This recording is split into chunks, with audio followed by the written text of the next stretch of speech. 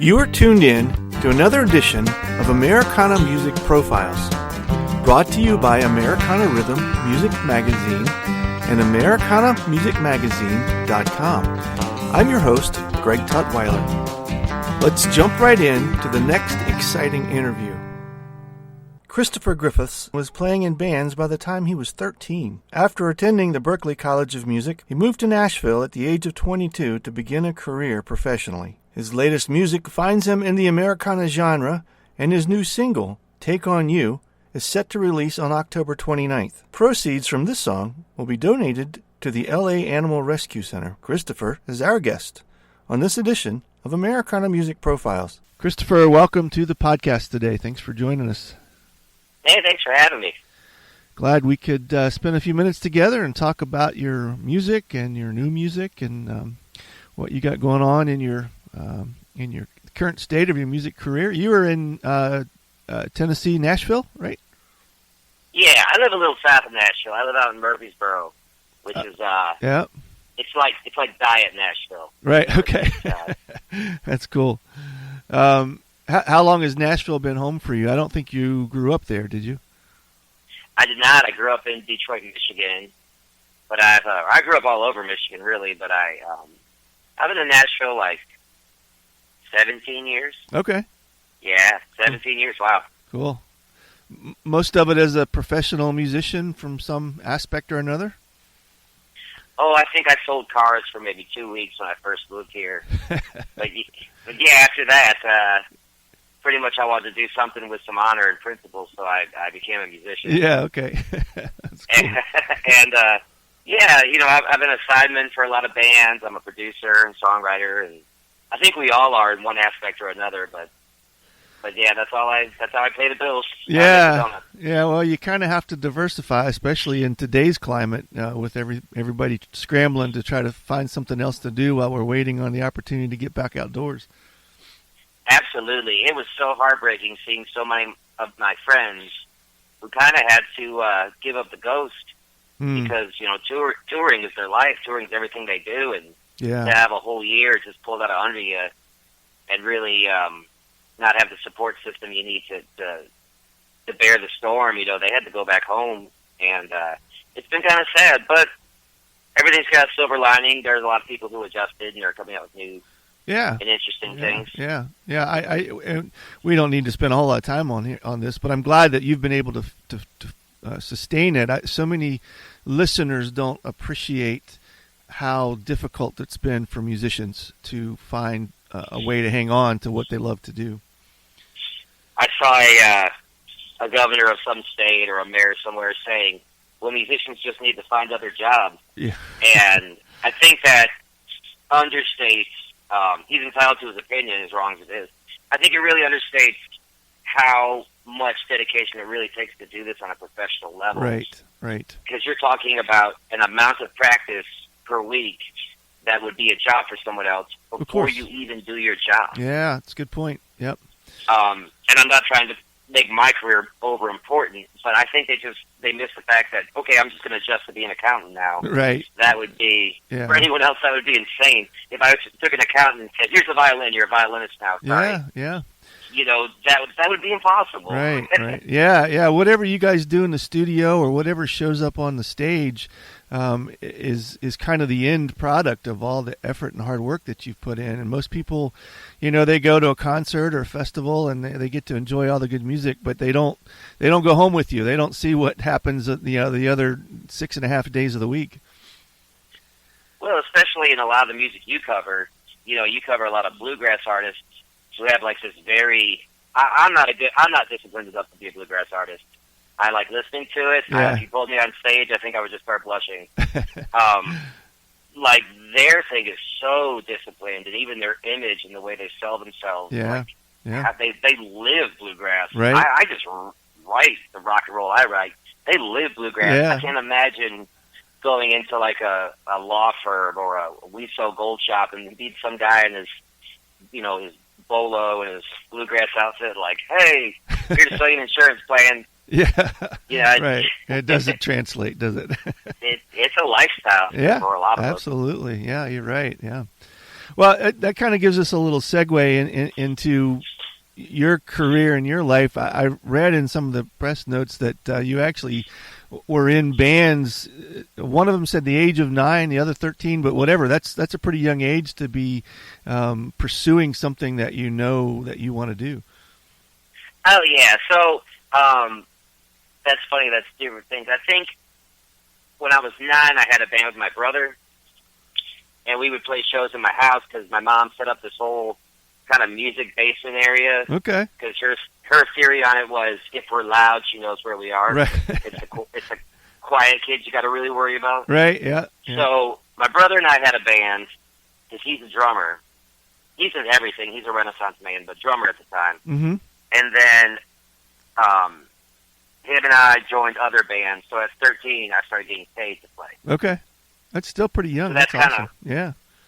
Yeah, Michigan's got this whole bar band culture where, like, the nephew of the uncle who plays in the band goes and sits in with the band and becomes the drummer. Okay. Like, they have a journeyman hand-me-down bar band scene. Okay. And it's always really interesting. It's fun. Yeah. A lot of khakis and headset microphones. That's cool. What was do you recall the breakout moment for you when it was like, okay, this is me, this is what I'm going to do? Well, I think I think it comes in stages. It comes in waves. I heard Jack Nicholson say once, he was an actor for 3 years before he realized he was going to be an actor. And, I think I was probably at college. I went to a music school, and I think I was there, and I got a call from a friend in Nashville, Natalie Stovall, who's very, very good. Mm-hmm. And she was like, I need a bass player for a month. I'll pay you this much money. Come to Nashville. And so I got here with nothing to do but play her gig. I had a place to stay, I had food to eat, money in my pocket. And I started just walking around and playing with people and just sitting in and meeting people and really being part of a community. Uh-huh. And it just occurred to me, like, I don't really want anything else. I just want to do this. And I want to set up whatever I have to set up in my life that will just allow me to do this with every waking minute. And I always feel like if you dedicate yourself hard like that, money will take care of itself. Mm. As long as you don't develop some crazy Pokemon gambling addiction. Right. The money will come. You just have to do whatever you do the best as hard as you can do it. Yeah. So that was kind of the plan, or lack thereof. and so I take it you basically stayed once you made that trip? So not quite. I drove back to Michigan and tried to work up some more funds to make the move. Uh-huh. And then, worked that little tiny scene up there. And then I drove back down to Nashville and saved my money. And I think I slept in my car for like 2 months. Wow. And then I ended up moving into one of those band houses that you see in the movies, like 11 guys living in a 3-bedroom house. Yeah, right. And there's knives sticking out the wall and whiskey bottles everywhere. Uh-huh, yeah. I think they just burned the place down when we left. I think they really just had an arson. But, it just kind of worked out of that. And that was great, too, because living with nothing but musicians, there's always gigs. Everyone always needs a bass player. Yeah. Needs a guitar player. But, so then I came down for Sirius, and I made a run at it, and just started sleeping in my car, and now I own a house, and I did it all with music. Wow, that's really cool. Have you always been fond of the Americana rock, folk rock kind of scene? I mean, yeah. I feel like Americana is a catch-all for those of us who were betrayed by our mainstream genre. Right, with a few exceptions, but yes, right, especially in the roots, folk, country, folk rock, string kind of, yes, for sure. Right, because you'll see, like, you'll go to Americana Fest or whatever, and Lily Hyde will be there, and Shovels and Rope will be there, but then you'll see guys who like Butch Walker will be there, or I play bass for Will Hogue. I don't know if I told you that. Okay, awesome. We're strongly rock and roll, and then the guy after us will be a string band. Yeah. So it'll be Alejandro Escovedo with his big horns on stage, Yeah. But yeah, you gotta love Americana because we're basically just a village of misfit toys who really love what we do. Sure, big soup. Yeah.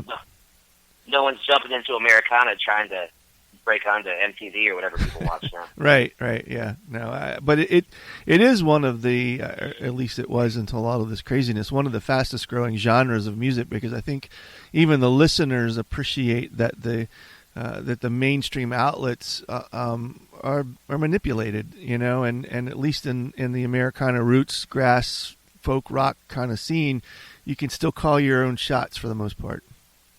Absolutely. I think people don't get enough credit for their ears. I think they're ready for a non-narrative form of music, and Americana just is so open-armed and fairly anti-competitive. Mm-hmm. Like, it's such a community mm-hmm. that even really super different acts, will all come together. And I think people really dig that. And you can just see it on their faces. Yeah. That no one's looking at their cell phones, no one's shouting Freebird. People really listen to Americana shows. Yeah, you're right, for sure. So you've got a new project, and the single is on its way out in a couple weeks, Take On You. Is that part of an album that's on the way as well? Yeah, it's my tribute to AHA. No, I'm just kidding. It's I thought that. When I went to listen to it, I thought, well, is this a remake or? Well, it's funny because I wrote the song and I recorded it, and one day when I was typing it to someone, I wrote "Take On Me" instead of "Take On You," and I went, "Oh shoot!" I said, "Well, you know what? They'll be okay. They'll live." Right. Well, I was even a little further confused is not the right word, but I was listening to some of the tracks from your previous record, which was more of a pop feel, and then I thought, well, okay, maybe we are going here with the AHA thing. So, yeah, I don't have a record label or anything, so I don't have to conform. Speaking of narrated stories, I don't have to curate what I play. When I made that record, I was really into my synths and keyboards, and I was learning how to use recording software. So I thought it'd be fun to make something that kind of had a Tame Impala sound. Mm-hmm. Sort of sounds like Squeeze a little bit. Damn, that's a good one. Yeah. Squeeze, I hadn't thought of that. Yeah. I could hear that. Yeah. Like an MGMT kind of thing. Yeah, right. Yeah, that's kind of what I thought when the first couple of notes of I guess it was the first track. Like, oh, this kind of got a Squeeze feel to it. So yeah. I always go into things with these like Portishead kind of ambitions, but it comes out Garage Band, Depeche Mode, so it's all right. Yeah. If anything, it's my tribute to Lucky Star by Madonna. Okay. But no, so the new one, that song was inspired by my sister, who works with the LA Animal Rescue. Right. Okay. And she had kind of called me and was talking about her job and talking about music, and she's an actress, or an actor, I guess she's an actor. She's in those Geico commercials. She's the mom whose ninja son calls her, and she talks about the dad fighting squirrels in the attic. Oh, yeah. Okay, that's cool. That's my sister. Yeah, awesome. So we were just talking about all her volunteer work, and I don't know, I got really inspired by her, so I wrote this song, and this next album will be more acoustic guitar, and will be a lot more introspective, I think. I read in some of the notes where some of your influences were Dylan and Springsteen, and I felt that Springsteen vibe a little bit in the Take On You song that you did. Just kind of had that street singer-songwriter, have a purpose with your words kind of feel to it. So it definitely kind of falls under this Americana umbrella that we're talking about. Oh, yeah. Well, Bruce is so good at that. When you get later in his career, when someone apparently bought him a bunch of Hank Jr. records, or Hank Sr. records, because, you got like Born to Run, and it's just Van Morrison, just 9,000 words, and you can only make out a third of them. Right. But he's impassioned. He's passionate. Right. You're not exactly sure what he's talking about. Right. He means it. And then you get to something like Born in the USA, and it's just one, then the space for you to take it in. Some downtown Spain where like, he ran and wasn't there, works at the college, and just, but something like, I really did want to just say something that people and identify with it. Yeah. And I think that worked. I hope it worked. Yeah, sure. No, I think it did. Yeah. So that's I wasn't clear. That's the first single, but is there more? Are you still putting the rest of the... yeah. Okay, so there's an album in the works. Yeah, so when this COVID thing happened, everything got canceled. You know, Will Hogue had a new record out. We were going to go tour with some people, and that all got squashed. So I've had nothing to do but sit at my house and write songs. Sweet. Okay. So I have a couple EPs on the way, but this next one's going to be called Lime Lake Road, which is where I grew up. And it's very introspective. It's going to talk a little bit about my father's death, and there will be a little bit of that good American rock and roll boy getting out of a small town kind of stuff. Mm-hmm. Mm-hmm. Awesome. But I really, the last record was very much a record to dance to or to party to. Mm-hmm. And with this one, I just want to throw all the way the other direction and just try to be as intimate and raw with the listener as I can be. And I think it's going to work. Yeah. This will definitely be the happiest song on the record. Okay. Sorry. Will you? You mentioned playing with Will. Will you be able to do some solo stuff to support the music when we can get back out on the road? Is that in the works? Yeah, I've been having conversations with other singer-songwriters, and we're trying to come up with unique ways to do this in a masked world. Mm-hmm. And so yeah, I'll probably go out and tour a little bit, and I'll play around Nashville. I'll probably do some online shows. I have an idea to tour nothing but breweries, because I feel like people cool. who go to unique microbreweries, yeah, tend to have really good record collection. Yeah. And then they also have a little extra money on them to be eating and drinking at those places. Mm-hmm. Yeah. So maybe they'll buy my album. Yeah. That's a good call for sure. Will you solo, or will you try to gather a few other musicians to go with you? I'll probably get some friends to go with me. I had I can't name names right now, but I'm producing a couple records too, so maybe it'll end up being a service to myself to take on someone who I've actually wrote with and worked with. Oh, okay, sure. And take them out with me. Yeah. Do you have a title? Well, I'll go out with them. Do you have a title for the record? Have you gotten that far? Yeah, I'm going to call it Lime Lake Road, and that's the name of the next song that's coming out too. Okay. And that song is really unhappy, but it's about some of that record is about when my father died. He had cancer, and it was brain cancer, so he was not really able to take care of himself. Mm-hmm. But he comes from an older generation that doesn't share their problems with the world, right? And so he had gotten pretty far along at a point, and that really bothered me that I didn't know as his son. I wasn't really able to step in and give him the care he needed when he couldn't take care of himself. Yeah. So a lot of this record is about some things like that, and I've been trying to just write with purpose. The Take on You song. That's I have 5 animals. I've rescued 5 animals. Cool. My wife says I have 3 cats with 4 eyes between all of them. And trying to purposely say, hey, it's good to care. It's good to take care of someone. Right. Sure. Take someone's weight upon yourself. Helps you grow. Right. So I'm just, with each song, I'm trying to build this music of principle, this music that means something, which I think falls under the Americana label, that we Sure. talk about things that matter. Yeah. When you mentioned having a lot of time to write, do you just everybody's songwriting concept is a little different. I wonder, when are you writing because these are the things that are coming to you and this is what you feel, or are you kind of writing with a theme and an album vision in mind when you do that? Generally what happens is I force myself to write every day. Even if it's just a pancake commercial or something trivial. Mm-hmm. Even if it's just something to make my nephews laugh, I try to write something every day. But what happens is, as I gather them together, certain songs just kind of fall together. And so on the last record, I wrote a lot of things with something like Madonna in mind, mm-hmm. or, you know, I was listening to a lot of St. Vincent, I don't know, Genesis. Mm-hmm. So, okay.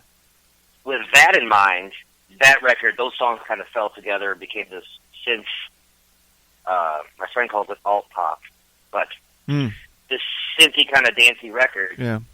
So these songs all kind of fall together, and it's my John Hyatt, whatever thing. So, right. like, these all kind of fall over here, so we're going to put all these songs together. Okay. And I feel like a lot of writers work that way. You know, to sit down and write a concept, and then to write 12 songs that match the concept, you know, I'll leave that at 6. It seems really hard. Mm-hmm. Or like The Who. Like Peter Townsend sitting down and going, okay, here's the 19 tracks to Tommy. I need to tell this story. That seems way more difficult than to just look at my catalog and go, oh, look, those 4 songs gotcha. Yeah. really are brothers. Yeah. We should put them in the same car. Yeah. Yeah. Okay. That's cool. Yeah, I would think the other would be a whole lot more difficult. It seems it. Yeah. Yeah. A lot more deep thought to with intention. Not that songwriters don't have intention, but I think it almost clamps, or it feels like to me it would clamp a little bit creativity, you know, when you're trying to force it into a particular box. Oh, yeah, well, you know, sometimes in this creative business, the best plan is no plan. Mm-hmm. Because you get to hear what you really think. If right. You don't try to right. curate it, as we said. And yeah, but sometimes songs go together. I mean, I'm not knocking the other thing. I wish I could write Hamilton. That seems amazing. Blows me away, but I just don't think like that. Yeah. Well, the new single, Take On You, is officially out on the 29th. Is that right? Yeah, there'll be a video, too. Okay, cool. And that'll be on all the outlets. How can people get in touch and get ready to hear this new music as it starts coming out? Oh, yeah, it'll be on all your streaming outlets, the Apples and the Spotifys and the Googles. And the... Actually, I don't know if Google's still doing it. I think they got out of the business. But Amazon or else you can get it. And, yeah, and then I'll have a record, I don't know, maybe first of the year, maybe around Christmas. Okay. And what is your website? Boy, that's a good question. I wish my wife was here. We should ask her.